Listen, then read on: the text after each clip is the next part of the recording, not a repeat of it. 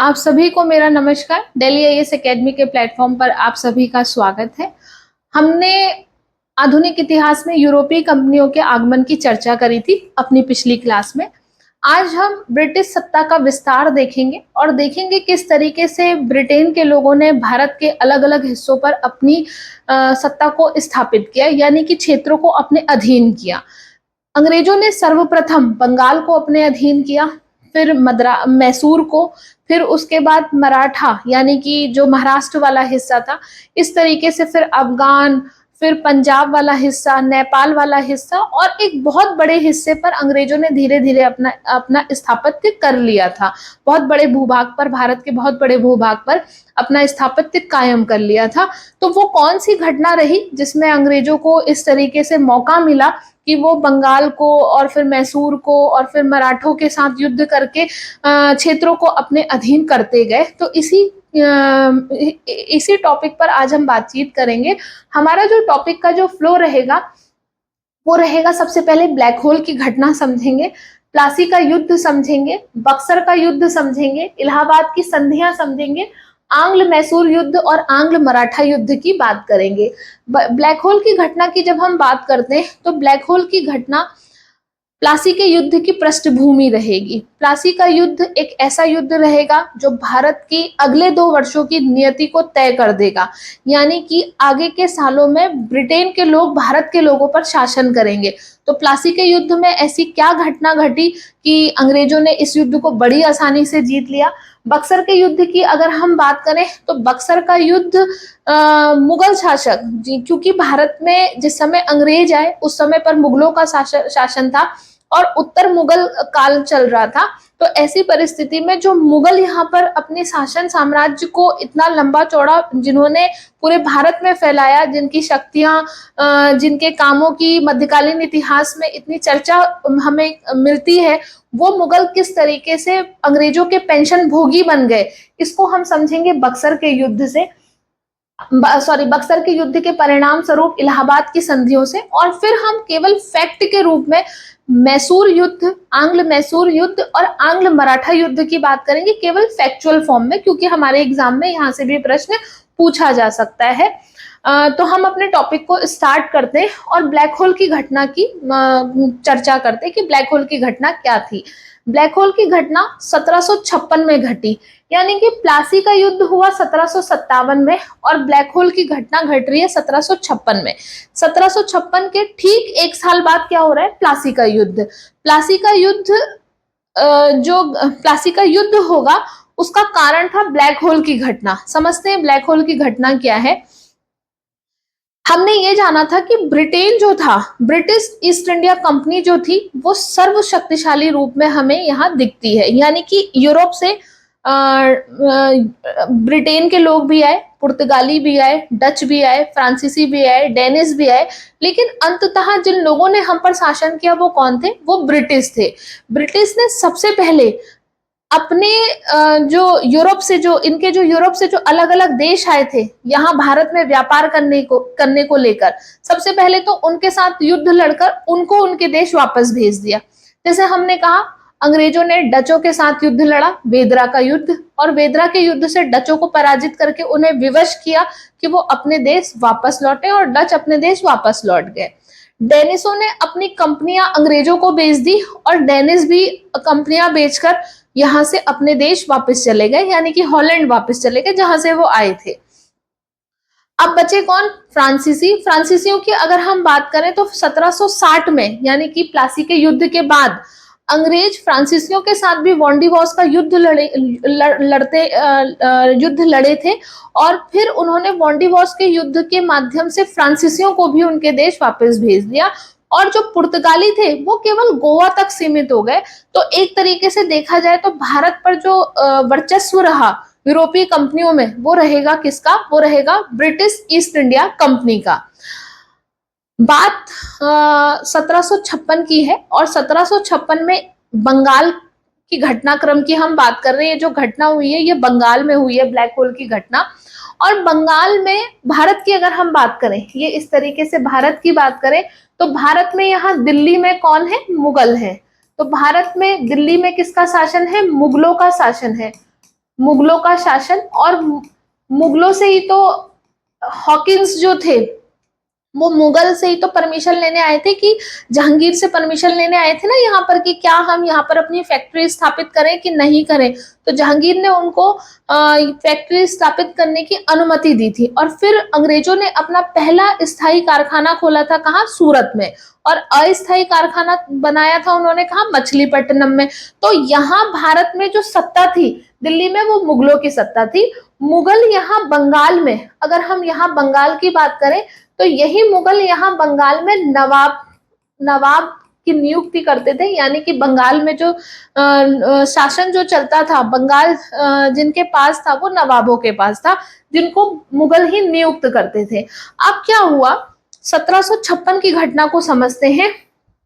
अब कुछ ये जो ब्रिटिश ईस्ट इंडिया कंपनी और फ्रांसीसी ईस्ट इंडिया कंपनी के बीच में संघर्ष चल रहा है, इसको हम कह रहे हैं ब्रिटिश ईस्ट इंडिया कंपनी और फ्रांसीसी ईस्ट इंडिया कंपनी के बीच में अपनी लड़ाइयां चल रही है। इन दोनों के बीच में अपने संघर्ष चल रहे हैं, और ये अपने अपने बचाव में अपनी फैक्ट्रियों की किलेबंदी कर रही हैं। जो इनकी फैक्ट्रियां हैं, इन फैक्ट्रियों की ये किलेबंदी कर रहे हैं, मतलब चारों ओर से उन फैक्ट्रियों को किलेबंद कर रहे हैं। तो इस परिस्थिति में जो बंगाल का नवाब था, ये दोनों को ही आदेश देते कि आप जो अपनी फैक्ट्रियों की किलेबंदी कर रहे हैं, इसको रोक दीजिए। फ्रांसीसी ईस्ट इंडिया कंपनी तो बंगाल के नवाब की बात मानती है, लेकिन British East India Company Bengal के नवाब की बात नहीं मानती। और बंगाल के नवाब है उस समय पर कौन, सिराजुद्दौला। तो सिराजुद्दौला उस समय पर बंगाल के नवाब है, जिस समय पर ईस्ट इंडिया कंपनी किलेबंदी कर रही है, और जिस समय पर ब्लैक होल की घटना घटेगी 1756 में। अब देखिए, जब सिराजुद्दौला की बात को नहीं माना गया, ब्रिटिश ईस्ट इंडिया कंपनी ने जब नहीं माना, तो सिराजुद्दौला ने फोर्ट विलियम में एक काल कोठरी में लगभग 146 अंग्रेजों को बंद कर दिया। और जब 146 अंग्रेजों को वहां बंद किया गया, तो उसमें से 23 ही अंग्रेज बचे, जिस बात का बहुत बड़ा असर हुआ अंग्रेजों के ऊपर। अब जो अंग्रेज थे, उन अंग्रेजों ने इस बात को बहुत अच्छे से ठान लिया कि हम बंगाल में ऐसे नवाब को बैठाएंगे जो अंग्रेजों की कठपुतली के रूप में काम करे।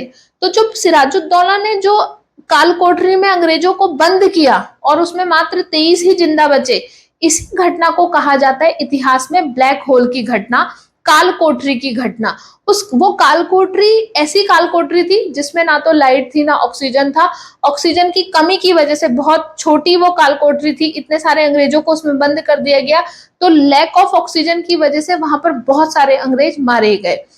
ये जो घटना घटी, ये 20 जून 1756 को घटी थी। तो ये घटना आपने पूरी समझ ली। आइए इस ब्लैक होल की घटना से आने वाले प्रश्नों पर चर्चा करें। अगर हम देखें कि यहाँ ब्लैक होल की घटना से क्या प्रश्न हो सकते हैं, क्योंकि अभी तक का जो इस पक्ष को हमने देखा, वो कहानी के फॉर्मेट में देखा कि ब्लैक होल की घटना कौन थी, क्या कारण थे, क्यों घटी। लेकिन अब हम कहानी नहीं पूछी जाती है एग्जाम में प्रश्न पूछे जाते हैं। तो प्रश्नों को देख लेते हैं। प्रश्न अगर पूछे कि ब्लैक होल की घटना किस तिथि को घटी, तो ब्लैक होल की घटना घटी 20 जून 1756 को। ब्लैक होल की घटना को अन्य किस नाम से जाना जाता है, तो ब्लैक होल की घटना को काल कोठरी की घटना के नाम से भी जाना जाता है। घटना को अंजाम किसने दिया, तो घटना को अंजाम दिया किसने, बंगाल के नवाब सिराजुद्दौला ने। तो ये 2-3 तरीके के प्रश्न पूछे जा सकते हैं, यहाँ से आप ध्यान रखेंगे। इस वाले सेक्शन को हम अभी जानेंगे। इससे पहले एक और बात जानते हैं, यानी कि एक युद्ध की चर्चा करते हैं। जब ब्लैक होल की घटना घटी, तो मैंने आपसे कहा कि अंग्रेजों ने अपने मनोभाव को इस तरीके से तैयार कर लिया था कि बंगाल में एक ऐसा नवाब चाहिए जो कठपुतली की तरह काम करे। और ठीक 1 साल बाद अंग्रेजों ने बंगाल के नवाब के विरोध में प्लासी के युद्ध का ऐलान किया। और जब प्लासी का युद्ध हुआ, तो प्लासी के युद्ध के परिणाम निकले। तो आइए जानते हैं प्लासी का युद्ध क्या था। ब्लैक होल की घटना के कारण ये प्लासी के युद्ध की पृष्ठभूमि तैयार हुई। प्लासी के युद्ध में जो नवाब सिराजुद्दौला थे, इनके एक सेनापति थे जिनका नाम था मीर जाफर। ये मीर जाफर, अंग्रेजों ने षड्यंत्र रचकर मीर जाफर को अपने साथ मिला लिया और मीर जाफर को लालच दिया कि अगर आप प्लासी के युद्ध में अंग्रेजों का साथ देते हैं तो हम बंगाल का अगला नवाब आपको बनाएंगे। तो ऐसी परिस्थिति में मीर जाफर सेनापति थे और मीर जाफर को ये लगा कि मुझे बंगाल का नवाब बनने का मौका है, तो मीर जाफर ने अंग्रेजों का साथ दिया और अपने नवाब सिराजुद्दौला के साथ धोखा किया। परिणाम स्वरूप प्लासी के युद्ध का ये परिणाम निकला कि प्लासी का युद्ध सिराजुद्दौला हार गए और ईस्ट इंडिया कंपनी इस युद्ध को जीत गई। प्रश्न की दृष्टि से देखेंगे कि प्रश्न कैसे कैसे पूछे जाते। प्लासी का युद्ध कहाँ हुआ? तो प्लासी का युद्ध, इसका नाम प्लासी का युद्ध इसलिए है क्योंकि बंगाल में एक जगह है प्लासी, प्लासी के मैदान में ये लड़ा गया, इसलिए इसको प्लासी का युद्ध कहा जाता है। प्रश्न कई बार पूछा जाता है कि प्लासी का मैदान कहाँ है, तो प्लासी का मैदान कहाँ है? बंगाल में है, क्योंकि बंगाल के अधिग्रहण की बात कर रहे हैं तो युद्ध भी कहाँ? बंगाल में ही। अब देखिए प्लासी का युद्ध किस वर्ष लड़ा गया? तो 1757 में ये लड़ा गया। 1600 में British East India company Bharat आई और 1757 में पहला युद्ध हो गया, प्लासी का युद्ध अंग्रेज और बंगाल के नवाब के मध्य। अंग्रेजी ईस्ट इंडिया कंपनी का नेतृत्व किसने किया प्लासी के युद्ध में? ये मोस्ट इंपॉर्टेंट है, इसको मोस्ट इंपॉर्टेंट मार्क कर लीजिए। ईस्ट इंडिया कंपनी का नेतृत्व रॉबर्ट क्लाइव के द्वारा किया गया और बंगाल के नवाब की सेना का नेतृत्व मीर जाफर द्वारा किया गया। मीर जाफर नवाब के सेनापति थे, प्रमुख सेनापति। परिणाम स्वरूप कंपनी, ईस्ट इंडिया कंपनी युद्ध जीत गई। अब देखिए जब ये ईस्ट इंडिया कंपनी युद्ध जीती तो बंगाल के नवाब की स्थिति देखते हैं। यहाँ पहले नवाब थे कौन? सिराजुद्दौला। जिस समय पर क्या हो रहा है, हमारा ब्लैक होल की घटना घटी, उस समय पर सिराजुद्दौला नवाब थे। सिराजुद्दौला के समय पर प्लासी का युद्ध हुआ। प्लासी के युद्ध के बाद बंगाल के नवाब बने कौन? मीर जाफर। तो अगर प्रश्न पूछा जाए प्लासी के युद्ध के बाद बंगाल का नवाब कौन बना, तो मीर जाफर। मीर जाफर जब बंगाल के नवाब बने तो ये भी अंग्रेजों की मांगों को पूरा करने में असमर्थ हो गए थे एक समय के बाद, क्योंकि राजस्व की इतनी हानि हो रही थी। इस कारण से मीर जाफर उनकी मांगों को पूरा नहीं कर पा रहे थे। अब जब अंग्रेजों की मांगों को ये पूरा नहीं कर पा रहे थे तो अंग्रेज इनसे भी नाराज हो गए और इनको भी अपदस्थ कर दिया गया, बंगाल के नवाब की गद्दी से हटा दिया गया और मीर कासिम को बंगाल का अगला नवाब बनाया गया। क्योंकि राजा की स्थिति तो वैसे नवाब की स्थिति तो क्या हो रही है, वैसे भी कमजोर हो रही है। नवाब के पास ना पैसा है ना इतनी शक्ति है कि अंग्रेजों से लड़ पाए। अंग्रेजों के पास सैन्य बल भी है, अंग्रेजों के पास और भी जो टेक्नोलॉजीज हैं, जो तोपें हैं, वो भी सब क्या है, बहुत आधुनिक है। तो ऐसी परिस्थिति में अंग्रेज क्या थे? अधिक मजबूत थे। तो मीर जाफर को हटा दिया गया और मीर कासिम को बंगाल का नवाब बनाया गया। मीर कासिम के साथ भी कुछ समय बहुत अच्छा चला, लेकिन जब मीर कासिम ने भी अपने राजस्व को बढ़ाने के लिए अंग्रेजों के कुछ विशेषाधिकारों को समाप्त किया तो अंग्रेजों को ये भी अच्छा नहीं लगा और अंग्रेजों ने बक्सर के युद्ध की घोषणा कर दी। बक्सर के युद्ध की अगर हम चर्चा करें तो बक्सर का युद्ध देखते हैं। जब मीर कासिम भी अंग्रेजों की विशेषाधिकार को समाप्त किया तो अंग्रेजों ने कहा या तो हमारे साथ युद्ध लड़ो और या फिर बंगाल की नवाब की गद्दी को छोड़ दो। मीर कासिम ने युद्ध लड़ना स्वीकार किया। मीर कासिम ने आसपास के जो शासक थे उनसे भी मदद मांगी और शासकों में सबसे पहले मदद उत्तर मुगल काल में जो शासक थे शाह आलम द्वितीय, इनसे मदद मांगी और कहा कि हम मिलकर एक युद्ध लड़ते और ईस्ट इंडिया कंपनी जिन्होंने हमारे ऊपर इस तरीके से रूल्स एंड रेगुलेशन को लगाया, हो सकता है कि ये क्या हो जाए, समाप्त हो जाए। तो शाह आलम द्वितीय के साथ मिलकर और अवध के नवाब शुजाउद्दौला और मीर कासिम ने मिलकर ईस्ट इंडिया कंपनी के विरोध में एक युद्ध लड़ा जिसको बक्सर का युद्ध कहते हैं। 1757 में प्लासी का युद्ध हुआ और 1764 में बक्सर का युद्ध हुआ था। तो ऐसी परिस्थिति में ये तीनों भी मिलकर युद्ध लड़ते हैं, परिणाम फिर भी ये निकलता है कि ईस्ट इंडिया कंपनी क्या हो जाती है, पुनः जीत जाती है। अब जो ये मीर कासिम थे बक्सर का युद्ध के बीच से भाग जाते हैं। शुजाउद्दौला कुछ समय तक युद्ध जारी रखते हैं और अगर हम शाह आलम द्वितीय की बात करें तो ये अंग्रेजों के समक्ष समर्पण कर देते हैं। अंततः क्या लग रहा है कि क्या हो रहा है यहाँ पर, अंततः सभी लोग क्या हो गए, अंग्रेजों के सामने झुक गए। परिणाम स्वरूप बक्सर का युद्ध भी ईस्ट इंडिया कंपनी जीत गई। जैसे हमने कहा कि यहाँ प्लासी के युद्ध का नेतृत्व रॉबर्ट क्लाइव कर रहे हैं, ठीक इसी प्रकार से बक्सर के युद्ध का नेतृत्व हेक्टर मुनरो ने किया। इंपॉर्टेंट प्रश्न पूछा जाए, बक्सर के युद्ध का नेतृत्व किसने किया, तो किसने किया, हमारा हेक्टर मुनरो के द्वारा किया गया। अब जब बक्सर का युद्ध भी हारा गया तो बक्सर के युद्ध के परिणाम स्वरूप कुछ संधियां हुई, और उस संधियों के तहत देखते हैं क्या हुआ। जब बक्सर का युद्ध हार गए तो बक्सर के युद्ध के बाद इलाहाबाद की प्रथम संधि और इलाहाबाद की द्वितीय संधि की गई। प्रश्न पूछा जाता है कि इलाहाबाद की प्रथम और इलाहाबाद की द्वितीय संधि किस युद्ध का परिणाम थी, तो ये किस युद्ध का परिणाम थी, बक्सर के युद्ध का परिणाम थी। इलाहाबाद की प्रथम संधि मुगल शासक शाह आलम द्वितीय के साथ की जाती है, और शाह आलम द्वितीय बंगाल, बिहार और उड़ीसा की जो दीवानी होती है वो ब्रिटिश ईस्ट इंडिया कंपनी को सौंप देते हैं। ऐसी परिस्थिति में ब्रिटिश ईस्ट इंडिया इनको कुछ पेंशन देने की बात करती है कि हम आपको कुछ पेंशन देंगे। तो ये जो मुगल सम्राट जो होते हैं ये अंग्रेजों के पेंशन भोगी बन जाते हैं। इलाहाबाद की द्वितीय संधि की बात करें तो ये सुजाउद्दौला के साथ हो रही है। सुजाउद्दौला का भी इलाहाबाद में इनका शासन था, अवध वाले क्षेत्र में, तो इनको एक हिस्सा दे दिया जाता है, बाकी हिस्से पर अंग्रेज अपना स्थापत्य अपने अधीन उस साम्राज्य को ले लेते हैं। तो प्रश्न यहाँ से, इलाहाबाद की प्रथम संधि किसके साथ हुई, अंग्रेजों ने किसके साथ की, इलाहाबाद की द्वितीय संधि अंग्रेजों ने किसके साथ की, इलाहाबाद की संधियों की क्या तिथि थी, 1765 में हो रही है। इलाहाबाद की प्रथम और द्वितीय संधि किस युद्ध का परिणाम थी। तो इस तरीके से प्रश्न पूछेंगे, ऐसे इसको समझ लीजिएगा। अब देखिए एक प्रश्न यहां से भी पूछा जा सकता है, जैसे हमने कहा कि बंगाल के नवाब थे सिराजुद्दौला, सिराजुद्दौला के बाद मीर जाफर को बंगाल का नवाब बनाया गया, यानी कि प्लासी के युद्ध के बाद नवाब कौन बने, तो आप कहेंगे मीर जाफर। मीर जाफर के बाद कौन बने, मीर कासिम।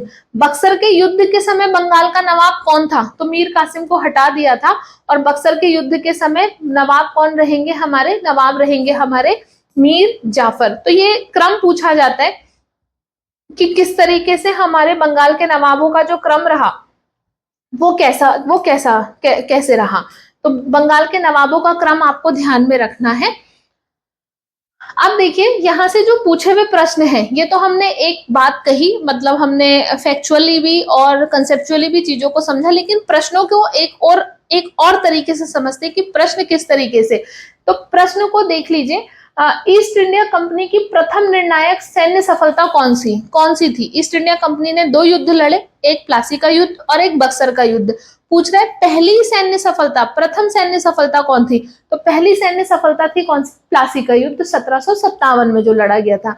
अंग्रेजों के आधिपत्य की स्थापना की दृष्टि से निर्णायक युद्ध था, यानी कि अंग्रेजों ने जो बंगाल का अधिग्रहण किया, अपना आधिपत्य जमाया, उसके पॉइंट ऑफ व्यू से कौन सा युद्ध निर्णायक था। तो आधिपत्य इन्होंने कैसे जमाया, आधिपत्य जमाया इन्होंने बक्सर के युद्ध से, जब मुगल सम्राट को पेंशन भोगी बना दिया और बाकी जगह पर अपना कब्जा कर लिया, बंगाल, बिहार, उड़ीसा की दीवानी ले ली, तो एक तरीके से इन्होंने क्या कर लिया, बंगाल को अधिग्रहित कर लिया।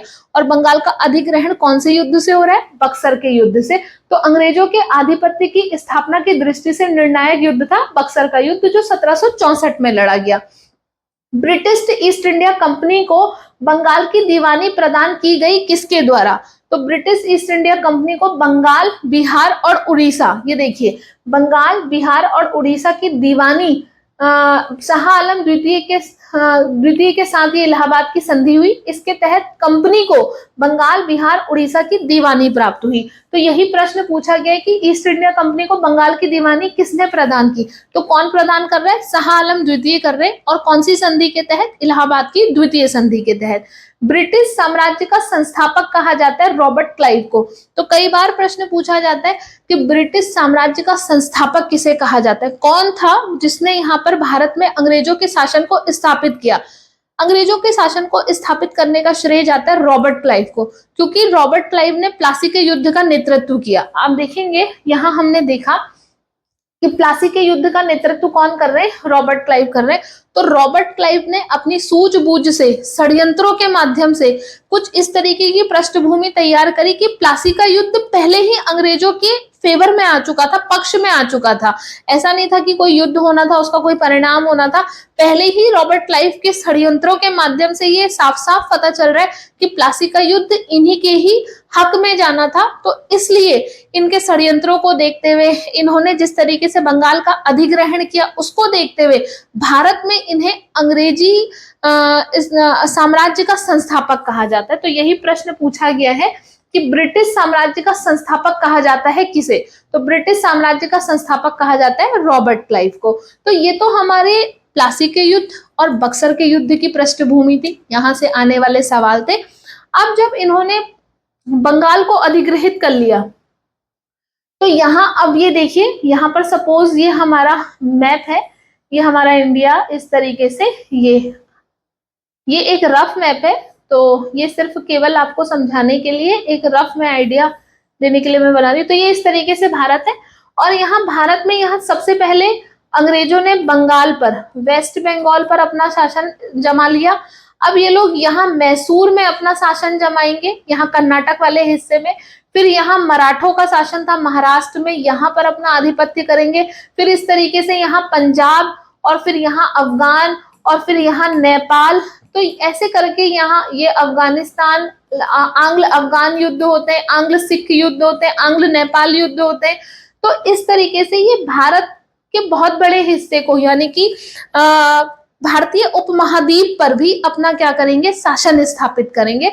तो अब हम समझते हैं कि बंगाल को अधिग्रहित करने के बाद इन्होंने मैसूर में किस तरीके से अधिग्रहण किया, और फिर मराठों के साथ किस तरीके से इन्होंने मराठों वाले क्षेत्र को अधिग्रहित किया। तो यहाँ से जो है, हम यहाँ से हम केवल क्वेश्चन के फॉर्मेट में देख लेंगे कि किस किस तरीके से क्वेश्चन पूछे जाते हैं। तो जैसे आंग्ल मैसूर युद्ध की हम बात करते हैं, तो यहाँ मैसूर में वाडियार वंश का शासन था। वाडियार वंश कहने का मतलब है हैदर अली, टीपू सुल्तान। तो ऐसे में अंग्रेजों ने हैदर अली और टीपू सुल्तान के साथ युद्ध लड़े, जिसको आंग्ल मैसूर युद्ध कहा जाता है। यहाँ से प्रश्न पूछे जाते हैं कि प्रथम आंग्ल मैसूर युद्ध में कौन हमारे गवर्नर जनरल थे, द्वितीय में कौन थे, तृतीय में कौन थे, चतुर्थ में कौन थे, और यहाँ से पूछा जाता है कि कौन कौन सी संधियां हुई। ईयर आपको देख लेने, ईयर आपको 1799 इंपॉर्टेंट है, और भी अगर आप याद कर लेंगे तो बहुत अच्छा है। जैसे प्रथम आंग्ल मैसूर युद्ध की बात करें, तो यहाँ किसी भी गवर्नर जनरल का नेतृत्व नहीं है। प्रथम आंग्ल मैसूर युद्ध के परिणाम स्वरूप मद्रास की संधि की गई। अगर प्रश्न पूछे मद्रास की संधि किस युद्ध का परिणाम थी, तो मद्रास की संधि प्रथम आंग्ल मैसूर युद्ध का परिणाम थी। द्वितीय आंग्ल मैसूर युद्ध में गवर्नर जनरल थे वॉरेन हस्टिंग, और यहाँ पर जो संधि हुई वो ही मैंगलोर की संधि। तृतीय आंग्ल मैसूर युद्ध में गवर्नर जनरल लॉर्ड कॉर्नवालिस थे, और यहाँ पर जो संधि हुई वो हुई श्रीरंगपट्टनम की संधि। चतुर्थ आंग्ल मैसूर युद्ध में 1799 में लॉर्ड वेलेजली गवर्नर जनरल थे, और 1799 में टीपू सुल्तान की भी क्या हो गई, मृत्यु हो गई। द्वितीय आंग्ल मैसूर युद्ध में हैदर अली की मृत्यु हो जाती है। हैदर अली की मृत्यु, अगर पूछे कि हैदर अली की मृत्यु कब हुई, तो हमारे द्वितीय आंग्ल मैसूर युद्ध में हैदर अली की मृत्यु हो गई थी, और हैदर अली के पुत्र टीपू सुल्तान ने अंग्रेजों का विरोध जारी रखा था, और 1799 में टीपू सुल्तान की भी मृत्यु हो जाती। इस तरीके से मैसूर वाला क्षेत्र भी बंगाल अंग्रेजों के अधीन आ जाता है। अब यहाँ से प्रश्न जो पूछे जा सकते हैं उसकी एक ट्रिक है, बहुत टेंशन नहीं लेनी है, ट्रिक के माध्यम से इनको याद कर लेंगे, और ये ट्रिक आपको गूगल पर मिल जाएगी। ट्रिक है हमारी हाई छोटा वाला एमएमएस, हाई छोटा वाला एमएमएस। जैसे प्रश्न पूछा जाता है कि कौन से युद्ध में कौन गवर्नर जनरल था, तो आंग्ल मैसूर युद्ध में गवर्नर जनरल कैसे याद रखेंगे, पहले में कोई नहीं है, दूसरे तीसरे चौथे में है। तो हाई छोटा वाला एमएमएस के हाई से, हौ से हस्टिंग्स, छोटा से कॉर्नवालिस, वाला से वेलेजली, हाई छोटा वाला एमएमएस। तो हमने कहा गवर्नर जनरल दूसरे में थे हस्टिंग्स, तीसरे में थे कॉर्नवालिस, और चौथे में थे वेलेजली। अब अगर पूछे कि कौन कौन से मैसूर युद्ध में कौन कौन सी संधियां हुई, पहले मैसूर युद्ध में कौन सी हुई, दूसरे में कौन सी हुई, तीसरे में कौन सी हुई, चौथे में तो हुई नहीं, क्योंकि चौथे में जो संधि करने वाले थे वो खुद ही क्या हो गए, उनकी मृत्यु हो गई, तो इसलिए चौथे में कोई संधि नहीं हुई। तो MMS से याद रखेंगे। प्रथम आंग्ल मैसूर युद्ध में मद्रास की संधि, द्वितीय आंग्ल मैसूर युद्ध में मैंगलोर की संधि, और तृतीय आंग्ल मैसूर युद्ध में श्रीरंगपट्टनम की संधि, और 1799 में टीपू सुल्तान की मृत्यु हो गई। तो इस तरीके से इसको इस ट्रिक के माध्यम से आप इस फ्लो चार्ट को समझ सकते हैं। अब देखिए, अगर हम आंग्ल मराठा युद्ध की बात करें तो आंग्ल मराठा युद्ध में इसको भी इसी तरीके से याद करेंगे, जैसे इसको मिटा देते हैं।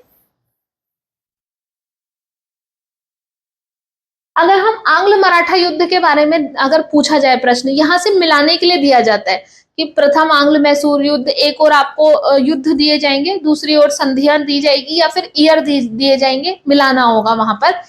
बाकी MCQ के माध्यम से इसकी प्रैक्टिस भी करेंगे। जैसे आंग्ल मराठा युद्ध की बात करें तो पहला याद कर लीजिए, पहला याद कर लीजिए कि पहला आंग्ल मैसूर युद्ध कब हुआ है। पहला आंग्ल मैसूर युद्ध हुआ है 1775 से 82 में। 1775 से शुरू हुआ और 82 तक चला। पहले आंग्ल मराठा युद्ध के समय पर गवर्नर जनरल है वॉरेन हस्टिंग। 75 से 82 तक का जब युद्ध चला तो 82 से 20 साल जोड़ लेंगे, तो 20 साल जोड़ेंगे तो 1803 से 1805 तक का दूसरा चलेगा, दूसरा आंग्ल मराठा युद्ध चला। तो यहाँ पर गवर्नर जनरल थे वेलेजली। फिर 12 और जोड़ेंगे तो तृतीय आंग्ल मैसूर युद्ध हुआ 1817 से 1818 में, और यहाँ पर गवर्नर जनरल थे लॉर्ड हस्टिंग्स। तो जैसे हमने यहाँ पर ट्रिक यूज करी, वैसे ही हम आंग्ल मराठा युद्ध के लिए भी ट्रिक यूज करेंगे। जैसे हमने कहा वॉवल, VOVEL, वॉवल, वॉवल से वॉरेन याद कर लीजिए, वॉरेन हस्टिंग। VE से वेलेजली याद कर लीजिए, द्वितीय आंग्ल मराठा युद्ध में गवर्नर जनरल थे वेलेजली। और L से लॉर्ड हस्टिंग याद कर लीजिए। एक है वॉरेन हस्टिंग, एक है लॉर्ड हस्टिंग, दोनों अलग अलग है। तो दोनों ईयर तो आप ऐसे याद कर लीजिए, 20 साल बाद, 12 साल बाद, एक याद कर लीजिए, बाकी 20-12 का हिसाब बना लीजिए आंग्ल मराठा में। और बाकी यहाँ से गवर्नर जनरल याद करने के लिए वॉवल ट्रिक है, यहाँ गवर्नर जनरल याद करने के लिए MMS, ठीक है। तो दोनों को आपको थोड़ा सा ट्रिक मैंने आपको हेल्प के लिए बता दी, इसको बार बार आत्मसात करना आपकी जिम्मेदारी है। आप कैसे याद रखेंगे, कैसे आपको याद रहेगा कि मराठा की ट्रिक ये है, मैसूर की ट्रिक ये है। ट्रिक भी याद हो जाती है कई बार, लेकिन एग्जाम में ये कंफ्यूजन हो जाता है कि ये मराठा की थी कि मैसूर की थी। तो दोनों को बिल्कुल सेपरेट अपने दिमाग में जगह दीजिए। यहाँ से अगर ये आपको याद हो जाएगा, और यहाँ से क्योंकि प्रश्न पूछा जा रहा है, तो ऐसी परिस्थिति में आपका प्रश्न गलत नहीं होगा, तो गलत होने से बच जाएगा। इसलिए आप इस तरीके से इसे कर सकते हैं। तो इसी के साथ हम कहेंगे कि जो हमारा प्लासी का युद्ध, बक्सर का युद्ध, इलाहाबाद की संधियां जो थी, उसके माध्यम से, ब्लैक होल की घटना और इनके माध्यम से हमने ये जाना कि ब्रिटिश सत्ता का विस्तार कैसे हो रहा है। DLED एग्जाम क्योंकि 200 नंबर का है, 50 नंबर का आना है, तो हम इसमें बताने के लिए बहुत सारी चीजें, और भी हम इसको कंसेप्चुअली बहुत सारी चीजों से ऐड कर सकते हैं, लेकिन एग्जाम के पॉइंट ऑफ व्यू से इतना हमारे लिए महत्वपूर्ण है। हमारे लिए वन लाइनर के फैक्ट इस समय इंपॉर्टेंट है, क्योंकि हमारा एग्जाम काफी नजदीक है। ऐसे में अगर हम डिटेल में सब चीजों को समझने चलेंगे तो सिलेबस पूरा नहीं हो पाएगा। इन्हीं सब बातों को ध्यान में रखते हुए आपके लिए इस तरीके से नोट्स प्रिपेयर किए जा रहे हैं कि आपको कंटेंट भी मिल जाए, और जहां पर कंफ्यूजन हो सकता है उसके लिए ट्रिक मिल जाए। इसके बाद भी अगर कोई कंफ्यूजन होता है, हम अभी MCQ की प्रैक्टिस भी करेंगे, इसके बाद भी कोई कंफ्यूजन होता है तो आप फोन के माध्यम से, SMS के माध्यम, व्हाट्सएप मैसेज के माध्यम से आप जो भी मदद हमसे हो पाएगी वो आप ले सकते हैं। थैंक यू सो मच आज की क्लास के लिए। हम नेक्स्ट वीडियो में मिलते हैं जल्दी ही।